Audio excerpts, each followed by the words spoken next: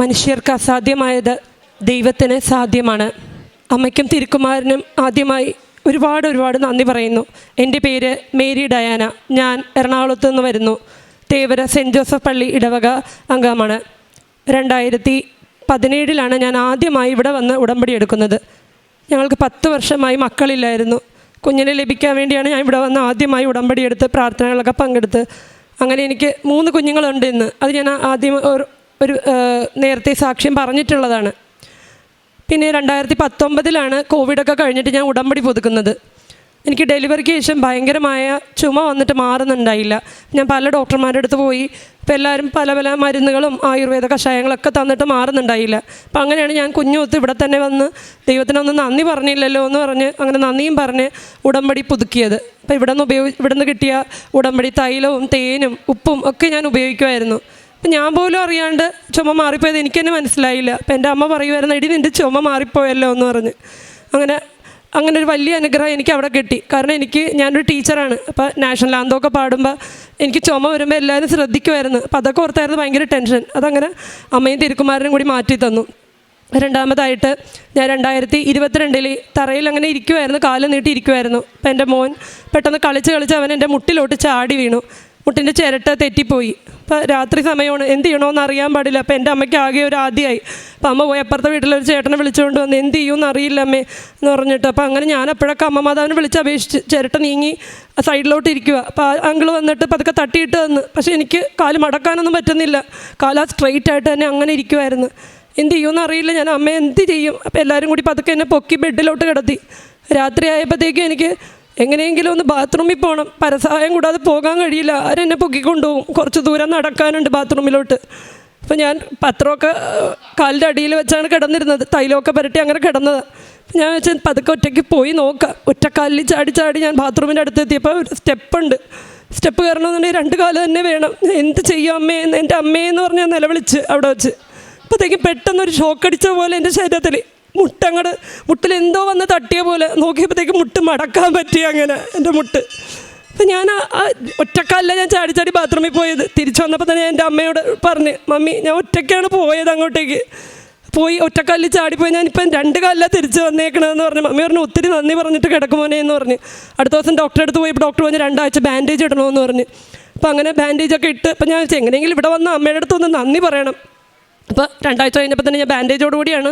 Bandage ഉണ്ടാകണം, നടക്കാൻ ഇച്ചിരി ബുദ്ധിമുട്ടുണ്ട്. എന്നാലും ഇവിടെ വന്ന് ഞാൻ നന്ദി പറയാൻ വേണ്ടി വന്നു അമ്മയുടെ അടുത്ത്. അപ്പോഴത്തേക്കും ഞാൻ പോലും അറിയാണ്ട് ഈ തിരക്കിനിടയിൽ അങ്ങോട്ടും നടന്നപ്പോഴത്തേക്കും ബാൻഡേജ് ഊരിപ്പോയി. ഞാൻ പോലും അറിഞ്ഞില്ല. പക്ഷേ എനിക്ക് നടക്കാൻ പറ്റുന്നുണ്ടായിരുന്നു. അങ്ങനെ അതൊരു വലിയൊരു അനുഗ്രഹമാണ്. അതുകൂടാണ്ട് 2021 ഓഗസ്റ്റിലാണ് ഞാൻ ആദ്യമായി UP സ്കൂൾ ടീച്ചറായിട്ട് എനിക്ക് നിയമനം കിട്ടിയത്. അപ്പോൾ നിയമനം കിട്ടിയെങ്കിൽ അപ്പോയിൻമെൻറ്റ് പാസ്സാവുന്നുണ്ടായില്ല. അപ്പോൾ ഗവൺമെൻറ് ഒരു ഭിന്നശേഷി റൂൾ ഇറക്കിയ കാരണം പാസ്സാക്കാൻ പറ്റൂല എന്ന് പറഞ്ഞിട്ട് വന്ന്. അപ്പോൾ ഞാൻ ഇവിടെ വന്ന് അപ്പോഴും ഞാൻ നിരന്തരമായിട്ട് പ്രാർത്ഥിച്ച്. അപ്പോൾ അതിനുശേഷമാണ് ഞാൻ വിചാരിച്ചത് ചിലപ്പോൾ ഞാൻ ഉടമ്പടി ഇച്ചിരി ഞാൻ ഉഴപ്പൊക്കെ ചെയ്തായിരുന്നു. ഇനി അതുകൊണ്ടായിരിക്കും അമ്മേ, കൊച്ചുങ്ങളായതുകൊണ്ട് എനിക്ക് കുർബാനയ്ക്കൊന്നും പോകാൻ പറ്റുന്നില്ല, അങ്ങനത്തെയൊക്കെ കുറേ സാഹചര്യങ്ങൾ. അപ്പോൾ ഞാൻ തീരുമാനിച്ച് ഡെയിലി കുർബാനയ്ക്ക് പോകണം. അങ്ങനെ ആ കുഞ്ഞുങ്ങളെ ഇട്ടിട്ടാണെങ്കിൽ എനിക്ക് ഡെയിലി രാവിലെ കുർബാനയ്ക്ക് പോകാൻ പറ്റി. അങ്ങനെ ഞാൻ ഇവിടെ വന്ന് ഉടമ്പടി എല്ലാ മാസവും 3 മാസം കൂടുമ്പോൾ വന്ന് കറക്റ്റായിട്ട് ഉടമ്പടി പുതുക്കും. എല്ലാ പ്രവർത്തനങ്ങളും, പ്രേക്ഷിത പ്രവൃത്തികളും കാരുണ്യപ്രവൃത്തികളൊക്കെ ചെയ്യുമായിരുന്നു. പിന്നെ 2024 കഴിഞ്ഞ വർഷം ഫെബ്രുവരി 28 ഞാൻ സ്കൂളിലോട്ടാണെന്ന് പറഞ്ഞാൽ വീട്ടിൽ നിന്ന് ഇറങ്ങിയത്. പക്ഷേ ഞാൻ ഇങ്ങോട്ടേക്കാണ് വന്നത്. ഇവിടെ സ്കൂട്ടർ ഓടിച്ച് ഇവിടെ നിന്ന് എറണാകുളത്ത് നിന്ന് ഞങ്ങൾക്ക് 70 കിലോമീറ്റർ അടുപ്പിച്ചുണ്ട്. അപ്പോൾ ഞാൻ ഓടിച്ച് ഇവിടെ വന്ന് കുറേ നേരം കരഞ്ഞ് പ്രാർത്ഥിച്ച്. അപ്പോൾ എൻ്റെ മറ്റു നിയമങ്ങൾക്ക് വേണ്ടിയൊക്കെയാണ് ഞാൻ പ്രാർത്ഥിച്ചത്. ഞാൻ ഇതിപ്പോൾ നടക്കണില്ലല്ലോ എന്ന് വെച്ച് വിട്ടുപോയ കാര്യമാണ്. അപ്പോൾ ഞാൻ കുറേ നേരം ഇരുന്ന് പ്രാർത്ഥിച്ച്. ഇവിടെ നിന്ന് 2 മണി കഴിഞ്ഞപ്പോഴത്തേക്കും ഞാൻ ഇറങ്ങി. കറക്റ്റ് സ്കൂളിൽ നിന്ന് എത്തണ പോലെ വീട്ടിലെത്തണമെന്ന് പറഞ്ഞിട്ട് അങ്ങനെ ഇവിടെ എത്തി. ആരോടും പറഞ്ഞില്ല ഇവിടെ വന്ന കാര്യമൊന്നും. പിറ്റേന്ന് ഞാൻ സ്കൂളിൽ ചെന്നപ്പോഴത്തേക്കും എൻ്റെ ഹെഡ് മിസ്ട്രസ് എന്നെ വിളിച്ച് പറഞ്ഞ്, ഡയന നിൻ്റെ അപ്പോയിൻമെൻറ്റ് പാസ്സായിട്ടുണ്ടെന്ന് പറഞ്ഞ്. അപ്പം ഞാൻ തന്നെ ഞെട്ടിപ്പോയി. ദൈവമേ, ഞാൻ ഇത്രയും നാൾ ഞാൻ ചോദിച്ചിട്ട് കിട്ടാത്ത കാര്യം ഞാൻ വിട്ടിരിക്കണമായിരുന്നു. ഇനി ഇപ്പോഴൊന്നും കിട്ടൂല എന്ന് പറഞ്ഞ് വിട്ടിരിക്കണ കാര്യമായിരുന്നു. അത് ദൈവം നടത്തി തന്ന്. അപ്പം തന്നെ എൻ്റെ കണ്ണ് നിറഞ്ഞു. എന്ത് ചെയ്യും ദൈവമേ, നിനക്ക് എങ്ങനെ നന്ദി പറയേണ്ടത് എനിക്ക് അറിയാൻ പാടില്ല. അങ്ങനെ അതുവരെ എനിക്ക് ശേഷം ഉണ്ടായിരുന്ന എല്ലാവർക്കും തന്നെ അപ്പോയിൻമെൻറ്റ്, പിന്നെ ഡെയിലി വേജ് ദിവസവേതനത്തിലാണ് പാസ്സായത്. എനിക്ക് മാത്രം ദൈവം എൻ്റെ ആ റാങ്ക് വരെയുള്ളവർക്ക് മാത്രമായിട്ട് അപ്പോയിൻമെൻറ്റ് പാസ്സാക്കി തന്നു. താൽക്കാലികമായി പ്രൊഫഷണലി പാസ്സാക്കി തന്നു. അതൊരു വലിയൊരു അനുഗ്രഹമായിരുന്നു. അതിനുശേഷം ഈ 2025 ഞങ്ങൾ വേളാങ്കണ്ണിക്ക് പോകുമായിരുന്നു. അപ്പോൾ ആ നേരത്ത് ബാഗ് എടുക്കാൻ വേണ്ടി ഒരു പ്രധാനപ്പെട്ട ബാഗ് എടുക്കാൻ മറന്നുപോയി. അപ്പോൾ ആ വഴിയിൽ വെച്ചാണ് ഓർത്ത്. അപ്പോൾ ഹസ്ബൻഡ് അപ്പം തന്നെ പോയി എടുത്തുകൊണ്ട് വരാം, ഞാൻ വരാണ്ട് പോകരുതെന്ന് പറഞ്ഞ്. ഞാൻ നോക്കുമ്പോൾ ട്രെയിൻ എടുക്കാൻ ഇനി ഒരു 20 മിനിറ്റും കൂടിയേ ഉള്ളൂ, വീട്ടിലോട്ട് പോയി തിരിച്ചു വരാൻ 1/2 മണിക്കൂർ എടുക്കും. അവൻ എന്ത് ചെയ്യും ദൈവമേ. അപ്പോൾ എൻ്റെ അമ്മ കൂടെ ഉണ്ട്. അപ്പോൾ അമ്മ പറഞ്ഞു വേണ്ട, മക്കളൊത്ത് നമുക്ക് അവിടെ പോകാൻ പറ്റില്ല, ഒറ്റയ്ക്കൊന്നും പോകണ്ട, ട്രെയിനിൽ നിന്ന് ഇറങ്ങുമെന്ന് പറഞ്ഞു. അവൻ ഇല്ല ട്രെയിനിൽ കയറി ഇരിക്കുകയെന്ന് പറഞ്ഞു. അപ്പോൾ എൻ്റെ കയ്യിൽ കാശ് രൂപം ഉണ്ടായിരുന്നു. അപ്പോൾ കാശ് രൂപം വെച്ചിട്ട് ഞാൻ ആ സമയം ഇരുന്ന് കൊന്തവല്ലി പ്രാർത്ഥിച്ച അമ്മേ, എൻ്റെ വലിയൊരു ആഗ്രഹമാണ് എനിക്ക് അവിടെ പോകണമെന്നുള്ളതൊന്ന് സാധിച്ചു തന്നെ അമ്മയെന്ന് പറഞ്ഞ് പ്രാർത്ഥിച്ച്. ആ 20 മിനിറ്റിനുള്ളിൽ ഹസ്ബൻഡ് തിരിച്ചെത്തി. പക്ഷേ ട്രെയിൻ അന്ന് വിട്ടത് 10 മിനിറ്റ് വൈകിയാണ് വിട്ടത്. അതും ഒരു വലിയൊരു അനുഗ്രഹമാണ്. അതുകൂടാണ്ട് ആ 2025 തന്നെ മെയ്യിൽ എൻ്റെ ചെറിയ മോൾക്ക് അവൾക്ക് കേൾവിക്കുറവുണ്ടെന്ന് പറഞ്ഞിട്ട് നഴ്സറി ടീച്ചർ പറഞ്ഞു. അപ്പോൾ അങ്ങനെ ബെറ ടെസ്റ്റ് ചെയ്യാൻ വേണ്ടി അമൃത ഹോസ്പിറ്റലിൽ കൊണ്ടുപോയി. അപ്പോഴത്തേക്കും ഡോക്ടർ പറഞ്ഞ് അവൾ കംപ്ലീറ്റ് ആയിട്ട് ഉറങ്ങണം, എന്നാലേ എടുക്കാൻ പറ്റുള്ളൂ, കൊച്ചിന് എട്ടേ അനങ്ങേ ഒന്നും ചെയ്യാൻ പാടില്ല എന്ന് പറഞ്ഞ്. 2 മണിക്കൂർ അവൾ അനങ്ങാണ്ട് കിടക്കണമെന്ന് പറഞ്ഞ് സെഡേഷനൊക്കെ കൊടുത്ത്. പക്ഷേ ചെവിയിൽ ആ മെഷീൻ വെക്കുമ്പോഴത്തേക്കും ഇവൾ ചാടി എഴുന്നേക്കുമായിരുന്നു. അപ്പോൾ എന്ത് ചെയ്യണമെന്ന് അറിയാൻ പാടില്ല. അപ്പോൾ അങ്ങനെ ഡോക്ടർ പറഞ്ഞ് എങ്ങനെ വന്നാലും അവൾ ഉറങ്ങണം, ഉറങ്ങിയതിൽ രക്ഷയുള്ളൂ. അപ്പം ഞാൻ ഈ കാശ് രൂപ എടുത്തിട്ട് എൻ്റെ കയ്യിൽ തൈലം ഉണ്ടായിരുന്നു. അപ്പോൾ ഞാൻ പതുക്കെ അവളുടെ തലയിലൊക്കെ ഒന്ന് പുരട്ടി ഒന്ന് പ്രാർത്ഥിച്ച്, എൻ്റെ മാതാവേ ഒന്ന് അവളെ ഉറക്കിത്താ, ഞാൻ ഇനി എന്ത് ചെയ്യും, എത്ര നാളായി ഇതിൻ്റെ പിറകെ നടക്കുന്നതെന്ന് പറഞ്ഞിട്ട് അങ്ങനെ അത് പുരട്ടി ഞാൻ അവിടെ ഇരുന്ന് കൊന്തയൊല്ലി ഈ കാശ് രൂപം പിടിച്ച് പ്രാർത്ഥിച്ച്. 2 മണിക്കൂറല്ല 3 മണിക്കൂറാണ് ആ കുഞ്ഞ് ആ സമയം ഉറങ്ങിയത്. അങ്ങനെ ടെസ്റ്റ് റിസൾട്ട് വന്ന് നോർമലായിരുന്നു, അവളുടെ കേൾവി നോർമലായിരുന്നു എന്ന് പറഞ്ഞു. പിന്നെ ലാസ്റ്റാണ് ഞാൻ ഇവിടെ ഉടമ്പടി പുതുക്കാൻ വന്നത്. ഈ ജൂണിലാണ് വന്നത്. ജൂണിൽ ഉടമ്പടി പുതുക്കാൻ വന്നപ്പോഴത്തേക്കും ഞാൻ അമ്മയോട് ഒന്നും പ്രാർത്ഥിച്ചില്ല. അമ്മ എല്ലാം എനിക്ക് നടത്തി തരുന്നുണ്ട്. ഓരോ പ്രാവശ്യവും ഞാൻ ഇവിടെ ഉടമ്പടി പുതുക്കാൻ വരുമ്പോഴേ എല്ലാ ആഗ്രഹങ്ങളും എനിക്ക് സാധിച്ചൊക്കെ തരുന്നുണ്ട്. അപ്പോൾ ഞാൻ എന്താ പറയേണ്ടതെന്ന് അറിയാൻ പാടില്ല. അപ്പം അന്ന് ഇവിടെ ഞാൻ പ്രദക്ഷിണത്തിന് പോയപ്പോൾ എനിക്ക് കിട്ടിയത് മാതാവിനെയാണ്. മാതാവിനെ കിട്ടിയപ്പോൾ ഞാൻ വിചാരിച്ചു എന്താണോ എനിക്ക് ഈ മാതാവിനെ കിട്ടിയേക്കണം, എനിക്കൊന്നും മനസ്സിലാവണില്ല. അപ്പം അങ്ങനെ ഇവിടെ നിന്ന് ഉടമ്പടിയൊക്കെ പുതുക്കി ഞാൻ പോയി. അപ്പോൾ ഈ ജൂലൈ 1 ഓർഡർ വന്ന് എനിക്ക് ഹൈസ്കൂൾ ടീച്ചറായിട്ട് നിയമനം കിട്ടിയെന്ന് പറഞ്ഞു. ഇത്രയും അനുഗ്രഹങ്ങൾ തന്ന എൻ്റെ അമ്മയ്ക്കും തിരുക്കുമാരനും 1000 നന്ദി പറഞ്ഞോളുന്നു. ഞാൻ പ്രേക്ഷിത പ്രവൃത്തിയായിട്ട് ചെയ്തിരുന്നത് ഇവിടെ നിന്ന് കിട്ടുന്ന പത്രമൊക്കെ ഞാൻ കൊണ്ടുപോയി റെയിൽവേ സ്റ്റേഷനിലും ഹോസ്പിറ്റലിലൊക്കെ കൊടുക്കുമായിരുന്നു. ആരോടും പറയാണ്ടാണ് ഞാൻ പോയിരുന്നേച്ചത്. വീട്ടിലൊക്കെ അറിഞ്ഞാൽ ചിലപ്പോൾ അവർ സമ്മതിച്ചില്ലെങ്കിലാന്ന് വിചാരിച്ചിട്ട്. അവർക്കൊന്നും അധികം വിശ്വാസം ഉണ്ടായിരുന്നില്ല. ഇപ്പോൾ അവരെയും കൂടി എനിക്ക് വിശ്വാസത്തിലേക്ക് കൊണ്ടുവരാൻ പറ്റി. വീട്ടുകാരെ മാത്രമല്ല, ബാക്കി എന്നെ കാണുന്ന എന്നെ പരിചയപ്പെടുന്ന എല്ലാവരോടും ഞാൻ കൃപാസനത്തെക്കുറിച്ച് പറയാറുണ്ട്. ഒന്ന് ഒരു നിമിഷം നിങ്ങൾ പ്രാർത്ഥിച്ചു നോക്കും, നിങ്ങൾക്ക് അനുഭവം ഉണ്ടാവും എന്ന് പറഞ്ഞ്. അങ്ങനെ എനിക്കങ്ങനെ പത്രമൊക്കെ വേറെ ആദ്യമൊക്കെ പള്ളിയിൽ മാത്രമാണ് ഞാൻ കൊടുത്തിരുന്നത്. അപ്പം എനിക്ക് പല സ്ഥലങ്ങളിലും കൊണ്ടുപോയി കൊടുക്കാനുള്ള ഒരു അനുഗ്രഹം മാതാവ് തന്നു. അതുപോലെ കാരുണ്യ പ്രവൃത്തിയായിട്ട് ഞാൻ ചെയ്തിരുന്നത് അനാഥാലയങ്ങളിലും വൃദ്ധമന്ദിരങ്ങളിലൊക്കെ പോയി അവർക്ക് ഭക്ഷണത്തിനുള്ള തുക കൊടുക്കുമായിരുന്നു. അമ്മയ്ക്കും തിരുക്കുമാരനും 1000 നന്ദി. അതുപോലെ ഈ ഉടമ്പടി പുതുക്കിയതിന് ശേഷം എല്ലാം എനിക്ക് എല്ലാ ദിവസവും മുടങ്ങാണ്ട് കുർബാനയ്ക്ക് പോകാൻ കഴിയുന്നുണ്ട്. ഈ കുഞ്ഞുങ്ങളെ ഇട്ടിട്ടാണെങ്കിലും എല്ലാവരും ചോദിക്കും കുഞ്ഞുങ്ങളെ ഇട്ടിട്ട് എങ്ങനെ കുർബാനയ്ക്ക് വരാൻ സാധിക്കുന്നു. എന്നാലും ഞാൻ രാവിലെ 5:30 അച്ഛൻ്റെ ഡെയിലി ബ്രെഡ് കൂടിയിട്ടേ ഞാൻ പോവുകയുള്ളൂ കുർബാനയ്ക്ക്. ഞാൻ പറഞ്ഞപ്പോൾ കുർബാന ഇപ്പോൾ സമയം മാറ്റിയപ്പോൾ ഞാൻ പറഞ്ഞില്ല, എന്നാലും എനിക്കിത് കൂടണം, ഇതെന്തായാലും ഞാൻ കണ്ടിട്ടേ. ഇപ്പം ഇന്നും പ്രത്യക്ഷീകരണ പ്രാർത്ഥന ചൊല്ലിയപ്പോൾ ഞാൻ പ്രാർത്ഥിച്ച അമ്മേ എനിക്കൊന്ന് ഇവിടെ വന്ന് സാക്ഷ്യം പറയാൻ പറ്റണം, എങ്ങനെയെങ്കിലും ഒന്ന് പറയാൻ പറ്റണം അമ്മേ എന്നൊക്കെ പറഞ്ഞ് പ്രാർത്ഥിച്ചിട്ടാണ് ഞാൻ ഇന്നും പോകുന്നത്. അതുപോലെ അച്ഛൻ്റെ ഉടമ്പടി ധ്യാനങ്ങൾ എനിക്ക് ലൈവായിട്ട് കൂടാൻ പറ്റിയില്ലെങ്കിൽ ഞാൻ അന്ന് തന്നെ സ്കൂൾ കഴിഞ്ഞ് വരുമ്പോൾ വൈകുന്നേരം വീട്ടിൽ വെച്ചപ്പോൾ തന്നെ ആരും കാണാണ്ടാണെങ്കിലും കൂടി എല്ലാവരും ഉറങ്ങുമ്പോഴത്തേക്കും ഞാൻ എന്ത് ചെയ്യും, ചെവിയിൽ ഹെഡ്സെറ്റൊക്കെ വെച്ച് ധ്യാനമൊക്കെ എല്ലാം കൂടുമായിരുന്നു. വൈകുന്നേരം സായാഹ്ന പ്രാർത്ഥനയും എല്ലാം മുടങ്ങാണ്ട് ചൊല്ലുമായിരുന്നു. ലൂക്ക 1:46-47 മറിയം പറഞ്ഞു, എൻ്റെ ആത്മാവ് കർത്താവിനെ മഹത്വപ്പെടുത്തുന്നു, എൻ്റെ ചിത്തം എൻ്റെ രക്ഷകനായ ദൈവത്തിൽ ആനന്ദിക്കുന്നു. മേരി ഡയാന എന്ന ഈ സഹോദരി തൻ്റെ ഉടമ്പടി ജീവിതത്തിൽ ലഭിച്ച തുടർച്ചയായ ദൈവാനുഭവങ്ങളെയാണ് ഈ അൾത്താരയിൽ സാക്ഷ്യപ്പെടുത്തിയത്. അമ്മയെ തേടിയെത്തുമ്പോൾ മകളേറെ സങ്കടത്തിലും നിരാശയിലുമാണ് അമ്മയുടെ അരികിലെത്തുന്നത്. വിവാഹ ജീവിതത്തിൻ്റെ 10 വർഷങ്ങൾ കഴിഞ്ഞ് മക്കളൊന്നുമില്ലാതിരുന്ന സാഹചര്യത്തിലാണ് ഉടമ്പടി എടുത്തത്. മകൾ ഇന്ന് പറയുന്നുണ്ട്, ഇന്ന് അമ്മ മാതാവ് എനിക്ക് 3 മക്കളെ നൽകി എൻ്റെ കുടുംബത്തെ അനുഗ്രഹിച്ചുവെന്ന. വീണ്ടും മകൾക്ക് ലഭിച്ച ഓരോരോ ദൈവാനുഭവങ്ങളെ സാക്ഷ്യപ്പെടുത്തുന്നുണ്ട്. മകൾ സൂചിപ്പിച്ചത് ആദ്യത്തേതൊന്ന് വീട്ടിലുണ്ടായ ചെറിയൊരു കാര്യമാണ്. കുഞ്ഞ് ഓടിക്കളിക്കുമ്പോൾ അത് കാലിൽ വന്ന് വീഴുകയും ചിരട്ട തെറ്റുകയും ചെയ്ത വിഷയം. അത് അമ്മ മാതാവ് തന്നെ സംരക്ഷിച്ച് അതിനെ സൗഖ്യപ്പെടുത്തിയ കാര്യങ്ങൾ സൂചിപ്പിക്കുന്നുണ്ട്. പറയുന്നുണ്ട്, അടുത്ത ദിവസം ഇവിടെ അമ്മയുടെ അരികിൽ ഡോക്ടർമാർ നൽകിയ ബാൻഡേജൊക്കെ ഇട്ട് ഞാനിവിടെ വരുന്നുണ്ടെന്ന്.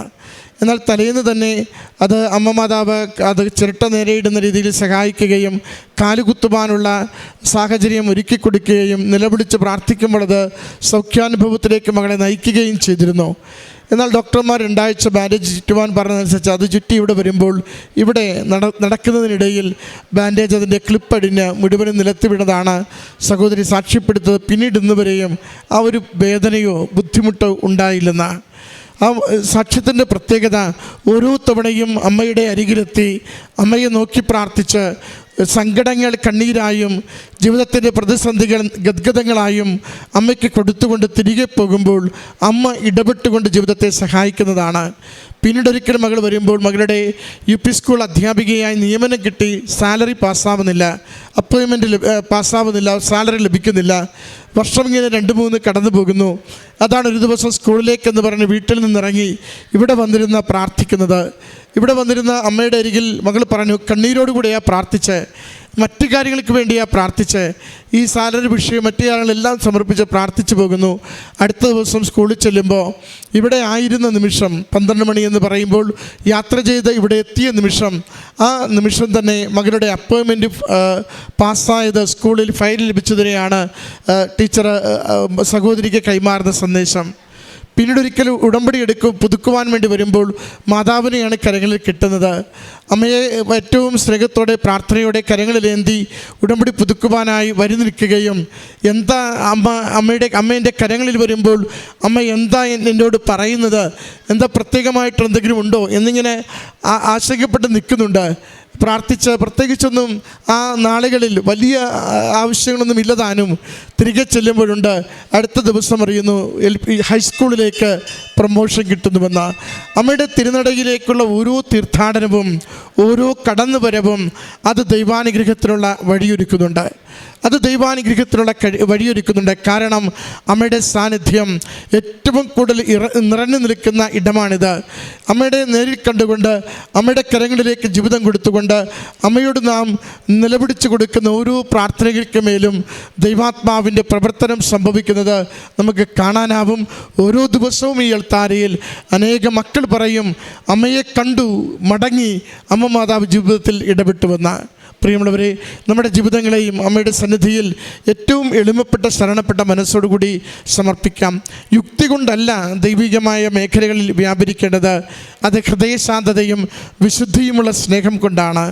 ദൈവത്തിൽ ശരണപ്പെടുവാനുള്ള എളിമ കൊണ്ടാണ് നാം ദൈവസന്നിധിയിലേക്ക് നമ്മുടെ കഴിവ്, നമ്മുടെ സമ്പത്ത്, നമ്മുടെ സാധ്യതകൾ, നമ്മുടെ ജീവിതത്തിൻ്റെ രീതികൾ അതൊക്കെ മാറ്റിവെച്ചിട്ട് എനിക്ക് ഇന്ന് വരെ ലഭിക്കാത്തതൊക്കെയും എനിക്ക് തരുവാൻ എൻ്റെ കർത്താവ് അവൻ എൻ്റെ കൂടെയുണ്ട് സഹായിക്കുമെന്ന പൂർണ്ണ ശരണപ്പെട്ട വിശ്വാസത്തോടെ ജീവിതത്തെ കൊടുക്കുവാൻ, നമ്മുടെ പെരുമാറ്റ രീതികളെ ഒന്ന് ക്രമീകരിക്കുവാൻ, കൂടുതൽ വിശുദ്ധിയിൽ ജീവിക്കുവാൻ, ദൈവസ്നേഹത്തോടു കൂടി മറ്റുള്ളവർക്ക് നന്മ ചെയ്യുവാൻ വേണ്ടി നാം തയ്യാറാകുമ്പോൾ നമ്മുടെ ജീവിതത്തിൻ്റെ ഓരോ മേഖലകളും അനുഗ്രഹിക്കപ്പെടും. സഹോദരി 3 പൊടിമക്കൾ, ചെറിയ മക്കളുണ്ടെങ്കിലും എല്ലാ ദിവസവും ദിവ്യബലിക്ക് പോകുന്നു എന്ന് പറയുന്നത് ഒരു ത്യാഗമാണ്, അതൊരു മനസ്സാണ്. എൻ്റെ മക്കൾ കുഞ്ഞുങ്ങളാണ്, അവർക്ക് ഞാൻ വളരെ അത്യാവശ്യമുള്ള വ്യക്തിയാണ്, എങ്കിലും ഞാൻ എൻ്റെ ദിവ്യബലി മുടക്കില്ല. ഉടമ്പടിയിൽ ഞാൻ ദൈവത്തിന് കൊടുത്തിരിക്കുന്ന ഒരു വാക്കാണത്. അതാണ് ജീവിതത്തിൻ്റെ സാഹചര്യങ്ങൾ ക്ലേശപൂർണ്ണമാണെങ്കിലും ദൈവത്തോടുള്ള ബന്ധത്തിന് ചാഞ്ചല്യം വരാതെ ജീവിക്കുവാൻ വേണ്ടി നാം നടത്തുന്ന ഓരോ പരിശ്രമവും ത്യാഗവും അത് ദൈവാനുഗ്രഹത്തിലേക്ക് വഴിമാറിക്കൊണ്ടിരിക്കും. അതുകൊണ്ട് നമ്മുടെ ഉടമ്പടി ജീവിതത്തെ പരിശോധിക്കാം. അലസതയുള്ള മേഖലകളിൽ നിന്ന് തീഷ്ണതയുള്ള ജീവിതത്തിലേക്ക് നമുക്ക് കടന്നു വരാം. ദൈവത്തോട് നമുക്ക് വിശ്വസ്തത പുലർത്താം. അമ്മ മാതാവിൽ പൂർണ്ണമായ വിശ്വാസത്തോടും ശരണത്തോടും പ്രത്യക്ഷീകരണത്തിൻ്റെ സാക്ഷിയാക്കണമേ എന്ന പ്രാർത്ഥനയോടുകൂടി നിയോഗങ്ങൾ കൊടുക്കാം. അത്ഭുതങ്ങൾ, അടയാളങ്ങൾ നമ്മുടെ ജീവിതത്തിൻ്റെ അനുഭവങ്ങളാകും. അതിന് നമ്മെ സഹായിക്കട്ടെ എന്ന് പ്രാർത്ഥിച്ചുകൊണ്ട് ഈ കുടുംബത്തിന് ലഭിച്ച എല്ലാ അനുഗ്രഹങ്ങൾക്കും അമ്മ മാതാവിനും തിരുക്കുമാരനും നന്ദി പറഞ്ഞുകൊണ്ട് കരങ്ങളടിച്ച് ഈ സാക്ഷ്യം സമർപ്പിക്കാം. അത്യപൂർവ ദൈവാനുഭവങ്ങൾ ഇനി നിങ്ങൾക്കും സ്വന്തം. ഈ യൂട്യൂബ് ചാനൽ ഇതുവരെ സബ്സ്ക്രൈബ് ചെയ്തിട്ടില്ലെങ്കിൽ ഇപ്പോൾ തന്നെ സബ്സ്ക്രൈബ് ചെയ്യുക.